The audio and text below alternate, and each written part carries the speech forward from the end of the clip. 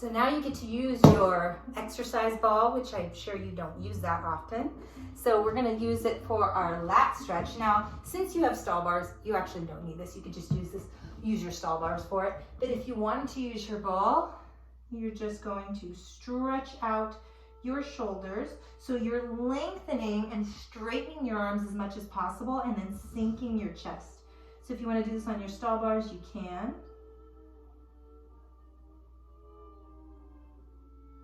And you're gonna hold this for 30 seconds, really straightening your arms, and then you can push down with your hands, doing that neuromuscular stretching, pushing down for 7 to 15 seconds, and then passively stretching the rest of the time.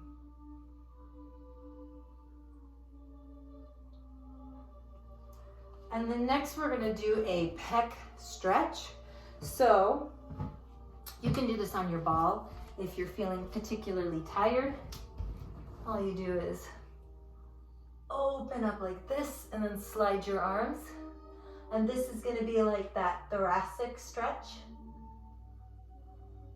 So you're opening up your upper back. Or you can just hold the weight in your hands and then just open up like this.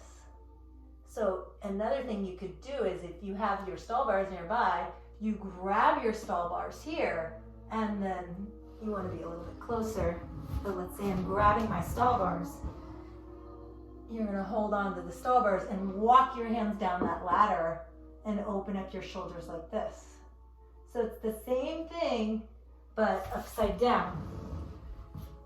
This and this are the same. Great for opening up your shoulders.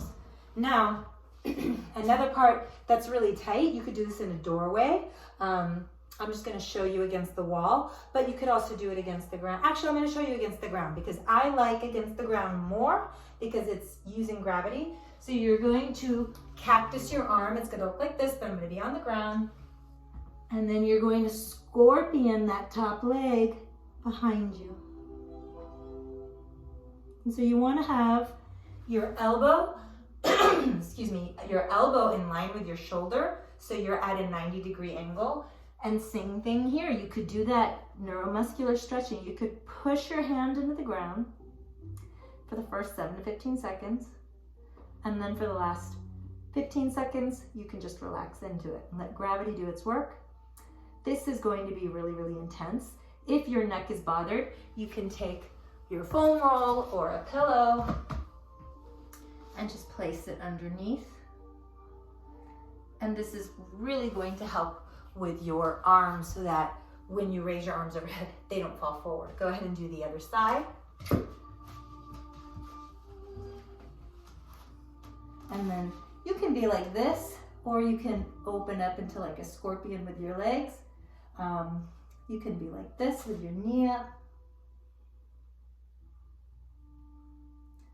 And this is a really good pec stretch, really good for people who, like you, work at a computer all day. So 30 seconds, you pick passive the whole time, or you can resist and do that neuromuscular stretching. And it may vary day to day. Some days you just may be like, I don't want to do that neuromuscular stretching. I just want to relax. Okay, so we're gonna work on your forward head. You may be like, I don't do forward head, but I noticed in your plank or in your push-ups, you were dropping your head the whole time. Now, I didn't tell you to lift the back of your head because that was your natural inclination to drop your head in your push-ups. And that tells me that at the computer, you're having poor posture. So we're gonna work on chin tucks, a very attractive look, double chin it to win it. So go ahead and take your ball, lift it up, place your head right into the ball, pushing, and then you're gonna come into a quadruped position and just chin tuck. Down, back up. You're gonna do 10 of these. And so you're activating these deep cervical flexors in your neck, and they are what help you with forward head posture.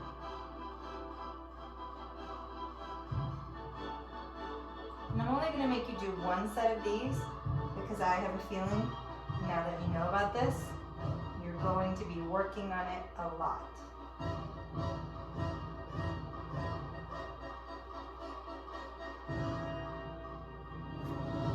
Okay, something else you can do for that, but not a lot of people like to do this, is take your strap behind your head, and then you can work on the muscles in your neck that will help to pull your neck back so that it doesn't protrude forward. So you can come down onto your forearms and then just pull your head back and do 10 of these. It's kind of hard to get the strap just right. So pull up, come down for 4, pull back up, come down for 4. So in all of these exercises, we're coming down for 4 because really the eccentric movement, the lowering movement, is what we want to engage the most. As our muscles lengthen, can we control them? So just a few more, you can do about 10 of these. So pick both or one of these neck exercises to do for just maybe a couple weeks, and then you're gonna see a difference in your upper traps. They're not gonna get as tight because they're not having to help you hold your head. They're not having to work so hard. Now we're going to work on our lower traps and mid traps. So those trapezius muscles also come down your back, but the upper traps are the most dominant and the lower and mid traps are usually weak. And that's what I noticed when your arms fell forward. So we're gonna work on that with our ball. Take your dowel. I'm assuming you have a dowel. I took this off of a broom. So whatever stick you can get, this position on your ball with your feet hooked into the stall bars or against a wall is nice because it automatically creates that nice long low back, so you don't use your back to do this. You want to squeeze your butt, hold onto your stick with your arms wide, and then you're just going to lift and lift. So you're engaging those posterior shoulder muscles that have been getting weak, and this is really going to help with your posture. So it's going to correct all of that computer time, that rounded shoulder posture that we get. And when you're running, you don't want to get into that rounded shoulder posture. You want to be nice and upright. So for these, I would recommend 2 sets of 15. So go ahead and rest for about 30 seconds. Maybe you don't need that much. And then do another set because it's really, really good. You really want to have a nice strong glutes for running. So something you can do is come to a quadruped position. And then you're just going to push your foot into the ball and lift, lift. Now this is in lieu of a weight. So you're really going to have to stabilize that ball. If you have ankle weights, you could use those. And then same thing here with your low back. You want to make sure you're coming from your seat, your hamstrings, not your low back. You want to tuck your tailbone. Think of lifting that ball. And then for this, since we have no weight, and this is really light for something as strong as your glutes, go ahead and do like 4 sets of 10.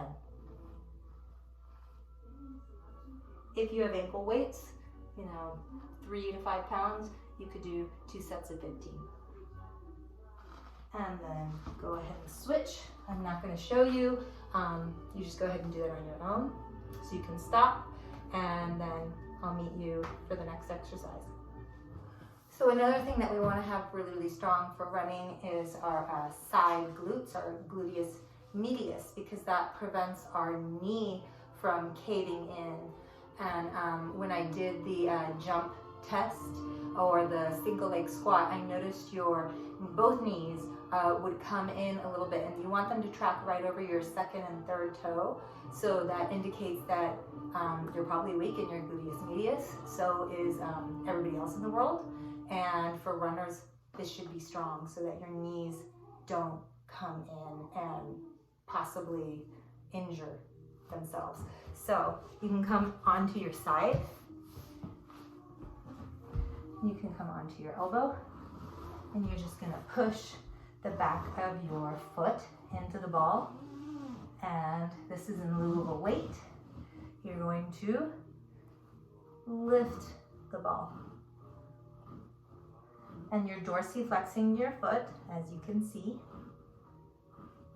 And then you're gonna start feeling it here in your gluteus medius. So you're pushing back and lifting the ball, or gluteus maximus. So you're going to back away from the wall, come into a glute bridge with your feet on the ball.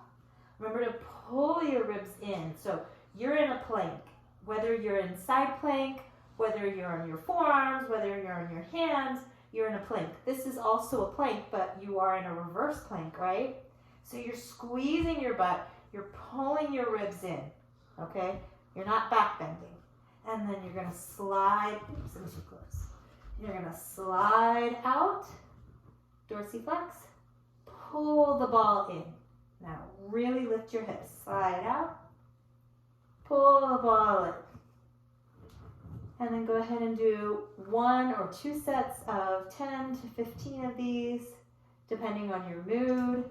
It's really, really hard, but it's really, really good for you. And then you could finish by just isometrically holding out in a plank, or holding your glute bridge, or you could skip altogether the rolling of the ball part and just hold that for 30 seconds, take a break, and do 4 sets of those, okay?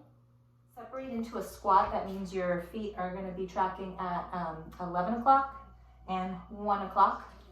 And then you're gonna get a lot of resistance on that band, right? Get really, really tight. You could use a black band if you have one. And then you're just going to squat and then row at the top. So squat, you have to tighten this up, and then row. Squat and row. And you're taking your seat back every time and row. And when you row, you're bringing your hands right up to about your nipple height. Pull them up to your nipples and squeeze your butt at the top. When you squat, you're coming into your heels, and when you row, you're squeezing your butt. And again, we are activating those rhomboids. And this is going to help your shoulders not be so tight, because then what happens is you're not so much, we are tight, right? But we're more rounded than we realize.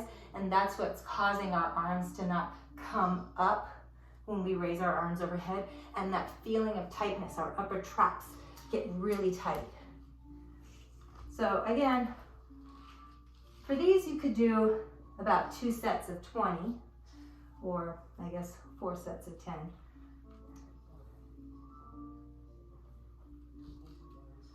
Squat and row. Squeeze your butt at the top. Squat and row.